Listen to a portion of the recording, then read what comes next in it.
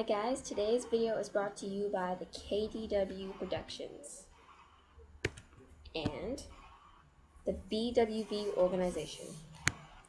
Today's lesson is writing expressions for word problems. This is actually kind of easy once you know what each word goes to for each expression, or each operation I should say. Now our goals for this lesson are to write a variable expression for a word phrase, or to write a word phrase for a variable expression.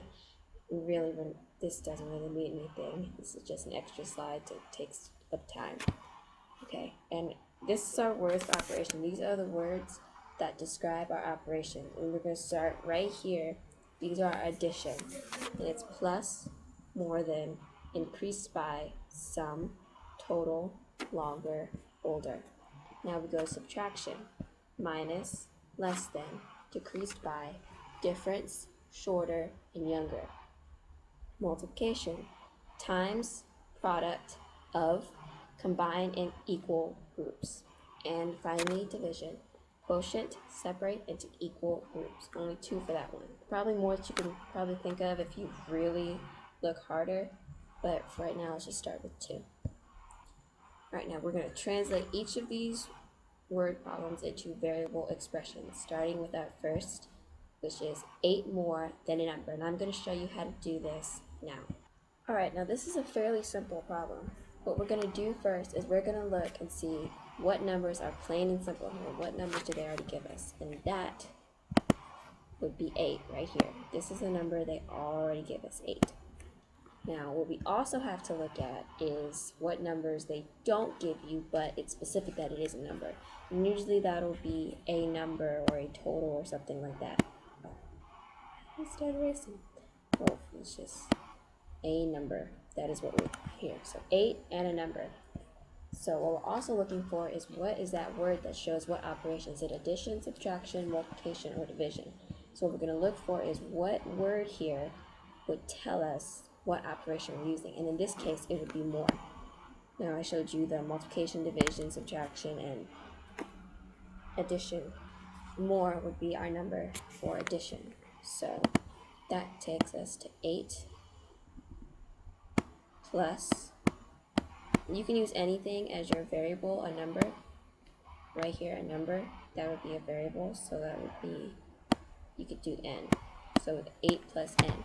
But it's not just 8 plus n. You can also do n plus 8. Doesn't really matter which order you do it in, unless the problem has, a specific order, which doesn't really happen a lot. So 8 more than a number is 8 plus n, or whatever variable you decide to have, or n plus 8. Let's move on to our next one. Our next problem is a number times 5. This one will be fairly simple as well. Let's start with this problem. Okay, now a number times 5. Now which part of this expression shows us exactly what number we will be using? And that, our number this time will be 5. So we're going to circle it in red, 5. And the unknown number, our variable, right here, a number. Remember that. But the special number that makes us all worth and gives you the right answer, the special word, I should say, that gives you the right answer, is times. And this would be equal to x times, times multiplication. And this is still our 5. And this is our variable. This time it will still be n. N is the easiest way to make it. So it can be n times 5, or it can be 5 times n. And sometimes you put parentheses around it so you don't get confused with the x, unless you were to make it 5 times n. Then you wouldn't need parentheses. Alright, and now we're going to move on to slightly harder problems. They're not as much harder, but they're more of a challenge. And take that back, this is a little bit harder. This problem is the quotient of a number and 5 more than a number. So we have quotient more, 2 variables, and 1 apparent number, or our 5 this time. let's start now. Alright, so let's look at our apparent numbers, and that this time is only the 5. We have our 5 here. Good. And now let's look at the numbers that represent an operation. So right now we have quotient and more, or more than. Quotient would be our division, more than our multiplication. Now to look here, the way this problem is written is a little bit harder. So how we would figure this out is when you see something like the quotient of a number or 3 times a number, and then you see and, most of the time you're splitting all this in half. So figure out this one first, and also figure out this one separately. So it'll be 5 more than a number, then another a number. So that is our n, and look more like an r, n and n. So this is the quotient. So it's division of a number and 5 more than a number. Look at this. Look at me. This looks like multiplication, doesn't it?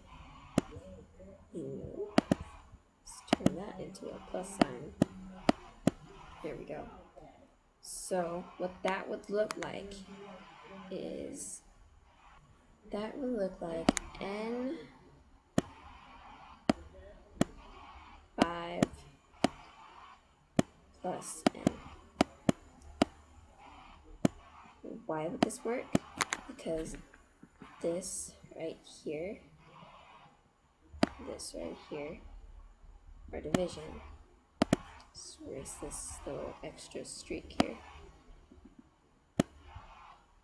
Those two represent division, so those two go together. And now we do the addition right here, comes from right there, the n and the 5. You know, I said to split it in half. That is, we basically just turned this and over to the side, and that's how perfectly it is worked out. N divided by 5 plus n, and that is our answer. Okay guys, thanks for watching. Make sure to like, favorite, share, and subscribe.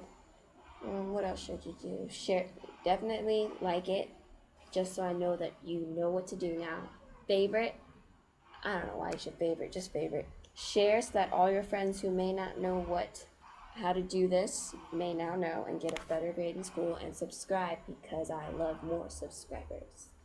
Thank you, and if you don't understand what I just taught you, just comment below and I will post a more explanatory video.